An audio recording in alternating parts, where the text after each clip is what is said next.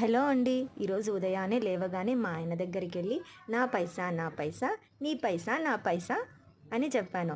నేను అనుకున్నది తన పాకెట్లో ఉండే మనీ అంతా తీసి ఇస్తాడేమో అనుకున్నాను. కానీ అక్కడంతా రివర్స్గా జరిగిందండి. ఒకే ఒక లుక్ ఇచ్చి పక్కకైతే వెళ్ళిపోయాడు.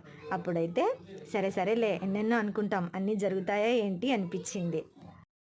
ఇప్పుడైతే మనం టొమాటో పల్లీ చట్నీ ఎలా చేయాలో చూద్దామండి.